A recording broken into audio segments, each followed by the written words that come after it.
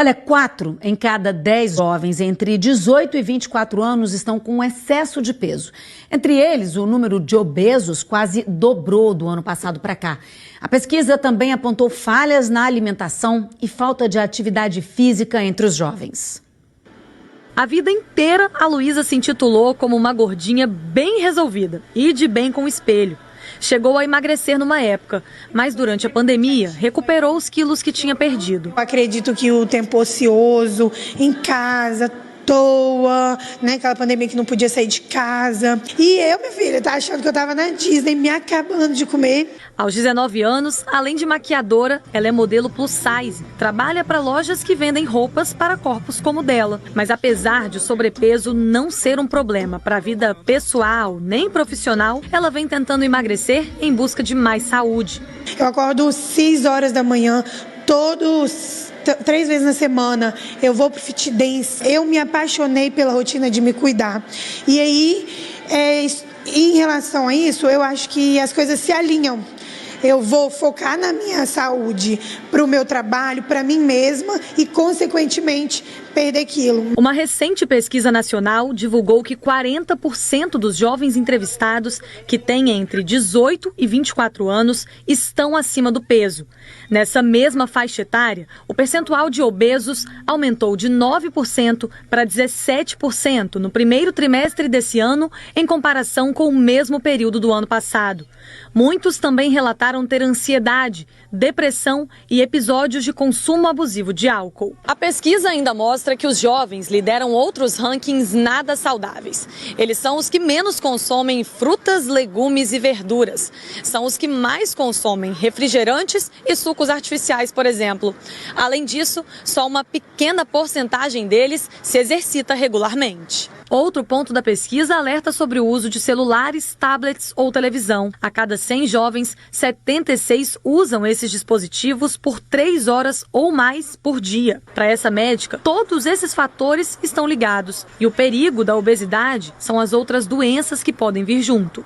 Dislipidemia, né? Colesterol alto, triglicerídeo alto, ácido úrico alto, hipertensão, diabetes. Alguns cânceres, então, vou citar câncer de intestino, câncer de fígado, câncer de mama, doenças circulatórias, então tromboses e as doenças que a gente teme tanto, por exemplo, infarto, derrame, a gente tem visto de infarto, derrame entre jovens, né, cada vez está ficando mais precoce. A preocupação da Luísa é justamente com esse tipo de coisa. Não romantizo a obesidade. Eu acredito que sim, isso é uma doença e sim, isso atrapalha no desenvolvimento, na qualidade de vida.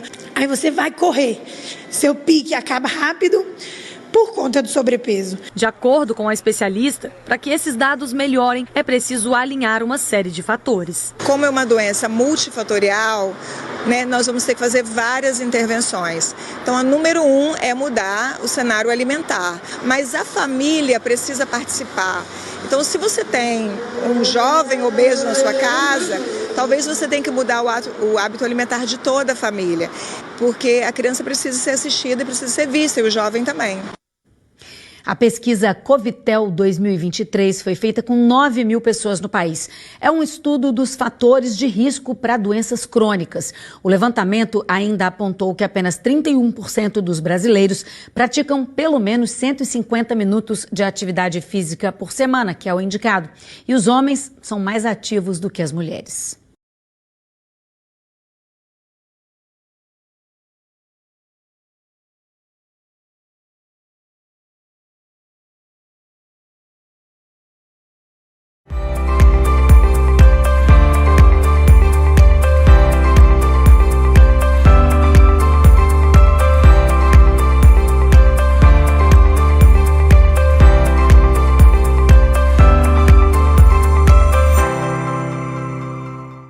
Bom, a gente já viu que a água tem que beber. Agora, será que dá para fazer jejum? Dieta mesmo para emagrecer, ficando 24 horas sem comer? A água tem que beber e tem que comer também, né? Ou será que pode fazer um jejum de 24 horas? Será, gente? É uma dieta aí que tem sido falada, a dieta do jejum intermitente. Fico preocupada com isso. Vamos saber uma orientação sobre esse assunto? O repórter André Falcão que traz pra gente. Ei, Falcão, bom dia. Olá, Tatiane, bom dia para você, bom dia para o Roger, bom dia para todos ligados aqui na TV Gazeta. Olha, essa dieta onde a pessoa fica 24 horas sem comer, 24 horas de jejum, é uma dieta nova, polêmica, mas alguns resultados preliminares e estudos estão surpreendendo a classe médica. Por isso, nós convidamos a doutora Luzaneri Cruz, que vai dar mais orientações para a gente. Doutora, seja bem-vinda ao Bom Dia Espírito Santo. Confesso que eu fico surpreso, porque eu cresci ouvindo que saco vazio não para em pé. Então, é possível, doutora, a pessoa ficar 24 horas sem comer e ter saúde, ser saudável? Bom dia. Bom dia. A gente ainda não consegue responder essa pergunta, mas nós estamos perto. Para isso eu tenho que explicar que a medicina é uma ciência baseada em evidência.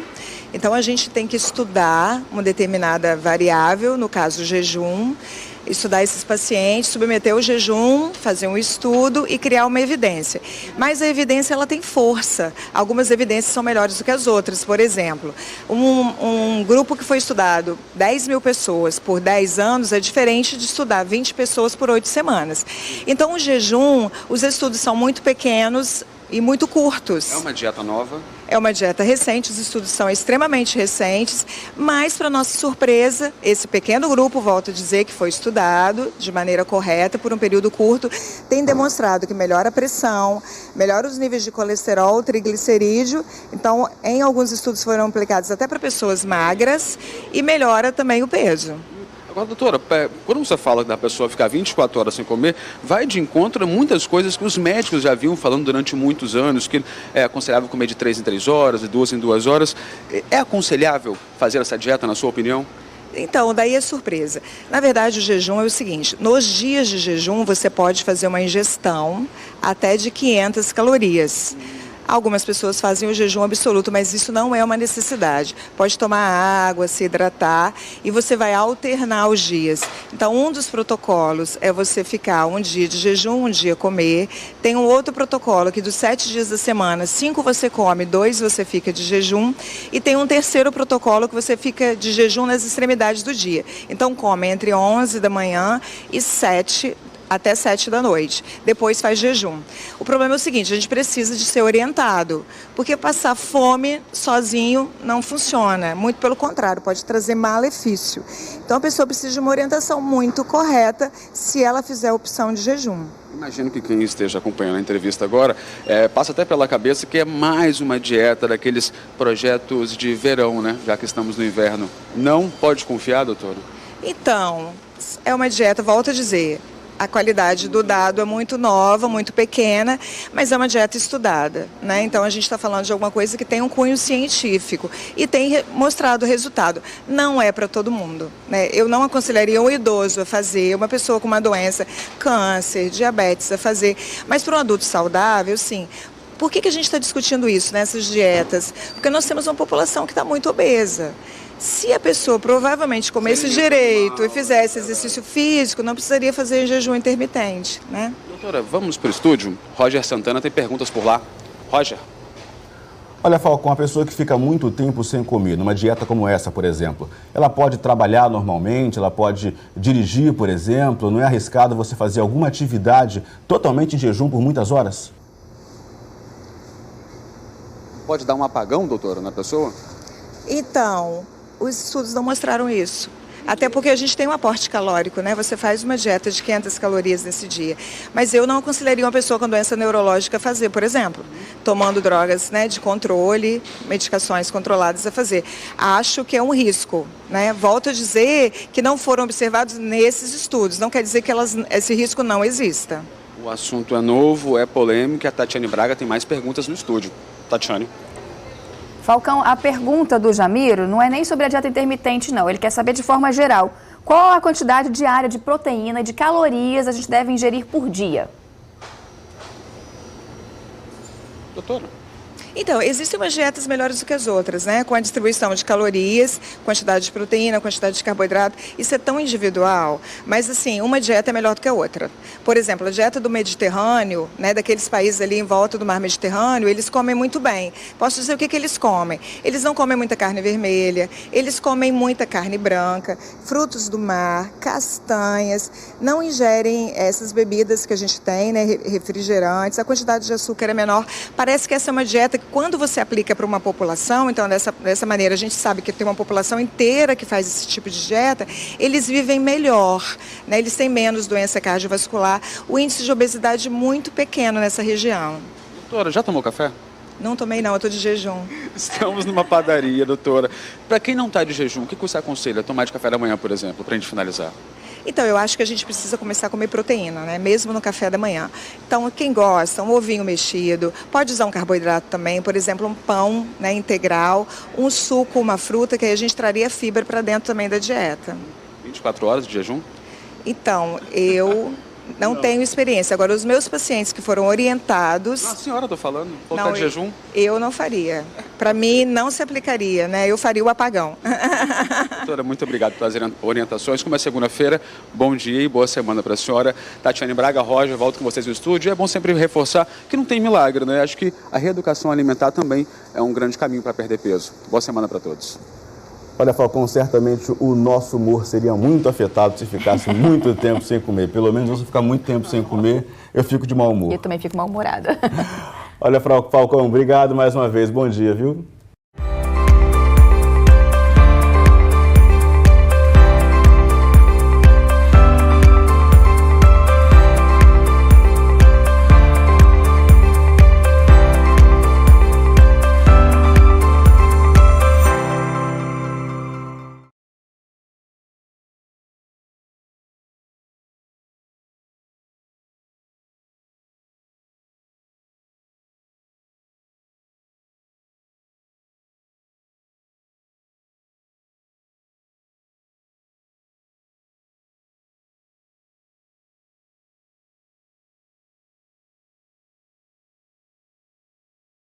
Olha, 4 em cada 10 jovens entre 18 e 24 anos estão com excesso de peso. Entre eles, o número de obesos quase dobrou do ano passado para cá. A pesquisa também apontou falhas na alimentação e falta de atividade física entre os jovens. A vida inteira, a Luísa se intitulou como uma gordinha bem resolvida e de bem com o espelho. Chegou a emagrecer numa época, mas durante a pandemia recuperou os quilos que tinha perdido. Eu acredito que o tempo ocioso, em casa, toa, né? Aquela pandemia que não podia sair de casa. E eu, minha filha, tá achando que eu tava na Disney, me acabando de comer. Aos 19 anos, além de maquiadora, ela é modelo plus size. Trabalha para lojas que vendem roupas para corpos como o dela. Mas apesar de o sobrepeso não ser um problema para a vida pessoal nem profissional, ela vem tentando emagrecer em busca de mais saúde. Eu acordo 6 horas da manhã, 3 vezes na semana eu vou pro Fit Dance. Eu me apaixonei pela rotina de me cuidar. E aí, em relação a isso, eu acho que as coisas se alinham. Eu vou focar na minha saúde, para o meu trabalho, para mim mesma e, consequentemente, perder quilo. Uma recente pesquisa nacional divulgou que 40% dos jovens entrevistados que têm entre 18 e 24 anos estão acima do peso. Nessa mesma faixa etária, o percentual de obesos aumentou de 9% para 17% no primeiro trimestre desse ano, em comparação com o mesmo período do ano passado. Muitos também relataram ter ansiedade, depressão e episódios de consumo abusivo de álcool. A pesquisa ainda mostra que os jovens lideram outros rankings nada saudáveis. Eles são os que menos consomem frutas, legumes e verduras. São os que mais consomem refrigerantes e sucos artificiais, por exemplo. Além disso, só uma pequena porcentagem deles se exercita regularmente. Outro ponto da pesquisa alerta sobre o uso de celulares, tablets ou televisão. A cada 100 jovens, 76 usam esses dispositivos por 3 horas ou mais por dia. Para essa médica, todos esses fatores estão ligados. E o perigo da obesidade são as outras doenças que podem vir junto. Dislipidemia, né, colesterol alto, triglicerídeo alto, ácido úrico alto, hipertensão, diabetes, alguns cânceres, então vou citar câncer de intestino, câncer de fígado, câncer de mama, doenças circulatórias, então tromboses e as doenças que a gente teme tanto, por exemplo, infarto, derrame, a gente tem visto infarto, derrame entre jovens, né, cada vez está ficando mais precoce. A preocupação da Luísa é justamente com esse tipo de coisa. Não romantizo a obesidade. Eu acredito que sim, isso é uma doença e sim, isso atrapalha no desenvolvimento, na qualidade de vida. Aí você vai correr, seu pique acaba rápido por conta do sobrepeso. De acordo com a especialista, para que esses dados melhorem, é preciso alinhar uma série de fatores. Como é uma doença multifatorial, né, nós vamos ter que fazer várias intervenções. Então, a número 1 é mudar o cenário alimentar, mas a família precisa participar. Então, se você tem um jovem obeso na sua casa, talvez você tenha que mudar o hábito alimentar de toda a família, porque a criança precisa ser assistida e precisa ser vista, e o jovem também. A pesquisa Covitel 2023 foi feita com 9.000 pessoas no país.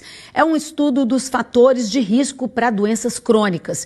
O levantamento ainda apontou que apenas 31% dos brasileiros praticam pelo menos 150 minutos de atividade física por semana, que é o indicado.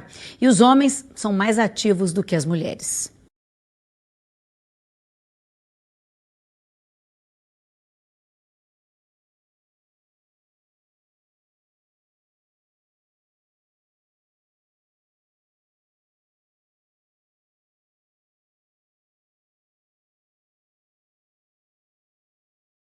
Agora a gente volta lá para a Praia da Costa, em Vila Velha, com uma dica médica. A gente vai falar da importância da vitamina D, de como aproveitar da melhor maneira a luz do sol, ficar com a saúde em dia, né, Sayô? Boa tarde de novo para vocês. É isso mesmo, Rafa. Boa tarde para você, boa tarde para todo mundo de novo. A gente chegou aqui 8 horas da manhã, devidamente aí com a viseira, com protetor solar, só que agora a gente recebe a doutora Luzaneri. A gente não vai só mostrar brincadeira não, vamos dar um serviço também que é muito importante. Para falar sobre o sol. O sol é vitamina D, mas tem limite para isso, doutora? Qual que é aí o nível e o horário de sol que a gente precisa tomar? Ei, boa tarde, muito obrigada pelo convite. Então, a gente precisa do sol, né? Durante muito tempo a gente colocou como um vilão e hoje a gente sabe, nós somos surpreendidos por uma pesquisa mundial dizendo que a população do Brasil, uma grande parte tem deficiência de vitamina D. E num país que tem sol o dia inteiro, né, doutora? Isso até deixa a gente surpreso. Por que isso? Isso foi uma surpresa mundial, provavelmente pelo estilo de vida que a gente resolveu adotar, né? Um pouco porque a gente quer proteger a pele, essa proteção é importante. Então, o ideal realmente é a gente usar viseira, óculos de sol, passar filtro solar, mas uma parte da pele precisa estar exposta. Mas muito pelo que a gente tem feito de ficar dentro de casa, enclausurado, a rua se tornou perigosa, nós deixamos de praticar esporte ao ar livre, preferimos a academia, o ambiente mais fresco, e nós estamos pagando com a saúde. Então, a gente realmente precisa de uma exposição com sol forte, a mais ou menos às 10 até o meio-dia, mais ou menos 20 minutos, em pelo menos 25% da pele. Por exemplo, a gente sugere que a pessoa deixe as pernas de fora, vá andar na praia com um short sem proteção. Não adianta passar filtro solar nas pernas, passaria só na parte superior do corpo. Isso todo dia, doutora? Então vamos recapitular, 20 minutos de sol, nessa faixa aí de horário de 10 a meio-dia é permitido e é preciso, mas todos os dias ou não? Então a gente pode fazer isso 3 vezes por semana. Se você for olhar os hábitos das pessoas, realmente a gente não consegue fazer, né? A gente não consegue fazer essa exposição. Não adianta a gente tomar sol só janeiro, que a gente estaria de férias, e deixar o resto do ano sem tomar sol nenhum. Esse nível de vitamina D vai melhorar, mas ali para maio, junho vai de novo acabar. A gente vai passar a maior parte do ano sem vitamina D. E o que acontece se faltar essa vitamina D então, doutora? Então a vitamina D, esse nome vitamina foi mal colocado, na verdade ela é um pró-hormônio, então é um hormônio importante, principalmente no metabolismo do cálcio. Lembrar que o cálcio é importante para a força física, mas também para a concentração, para algumas atividades do sistema nervoso central. Então, a vitamina D é importante para evitar a osteoporose, para melhorar o crescimento nas crianças, mas está ligada a algumas doenças do sistema nervoso e alguns cânceres. A falta de vitamina D pode levar até alguns tipos de câncer. Tá certo, fica a dica então, pessoal de casa. Muito obrigada, doutora. E a gente continua por aqui, tem mais gincana, tem mais correria, tem mais sol forte, mais sol amigo, protegido. E tem escola de samba também, daqui a pouco, hein, Rafa? Fica com você. Opa, tem muita coisa aí. Obrigada, Sayô. Obrigada, doutora, pelas orientações. Você viu aí, né? Sol é um aliado, sim, é importante, com proteção. A gente tem que tomar sol, porque vitamina D é saúde, é vida, gente.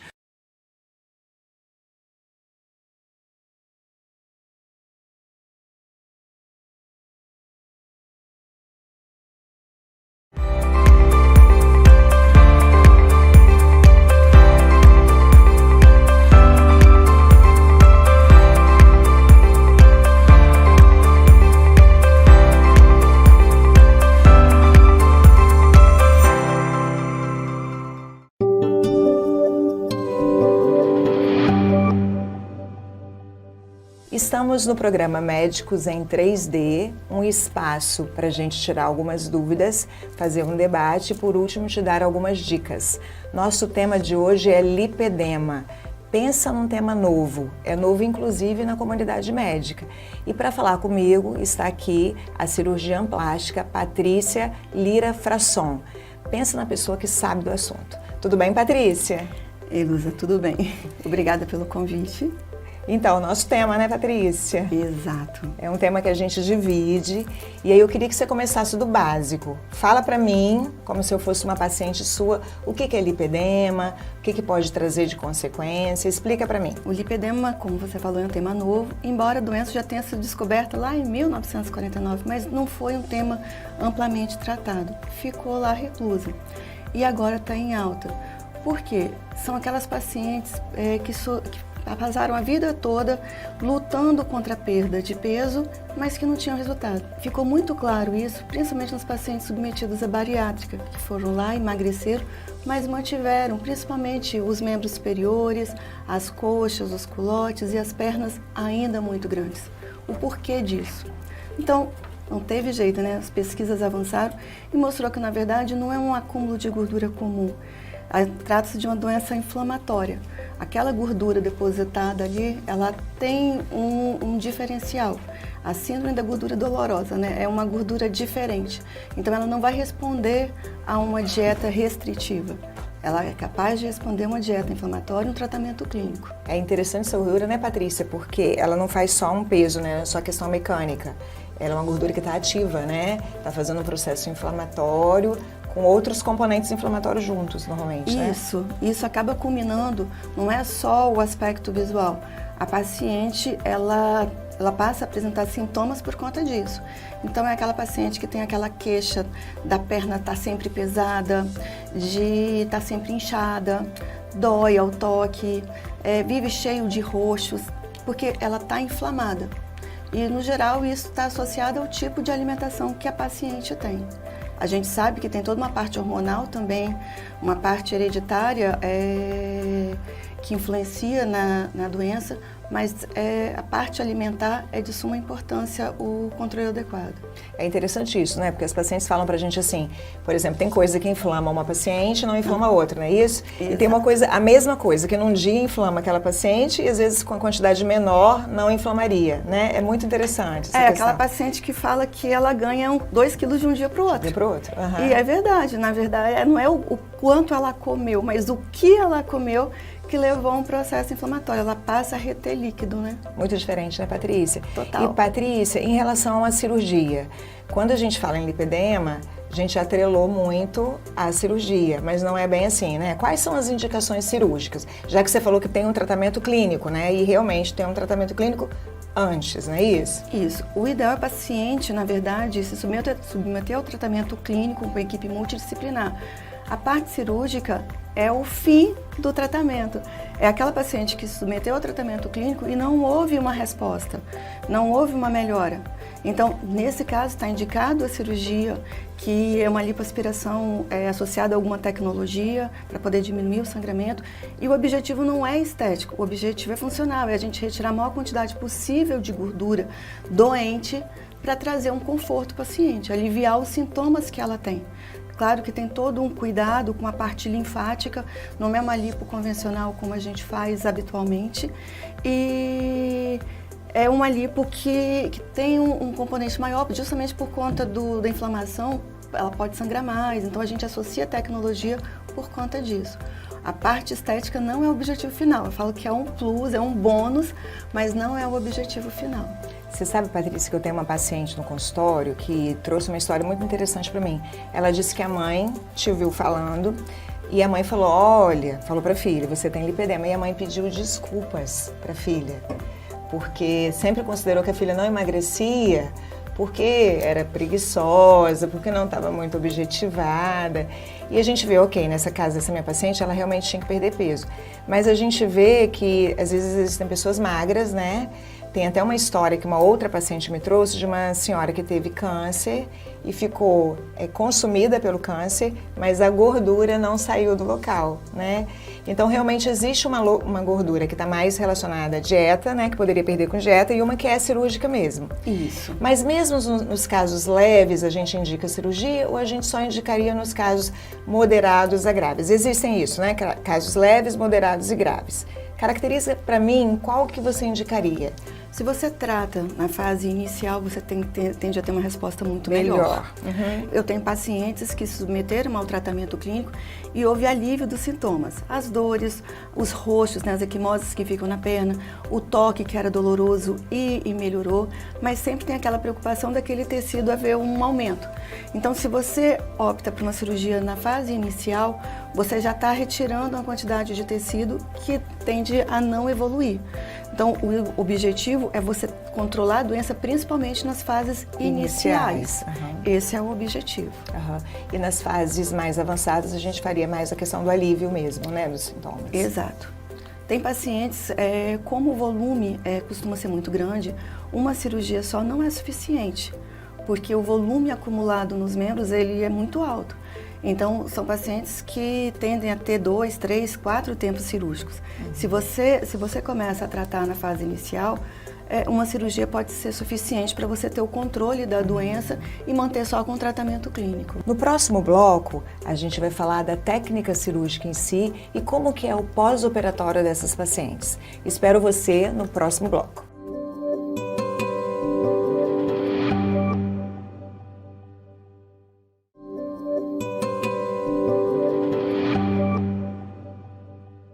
Voltamos com o programa Médicos em 3D, dúvidas, dicas e debates. Nosso tema hoje é lipedema, um tema que super interessa, principalmente para mim, para a Patrícia, que é minha convidada, porque é uma coisa que une a gente e também interessa as pessoas porque é um tema muito novo.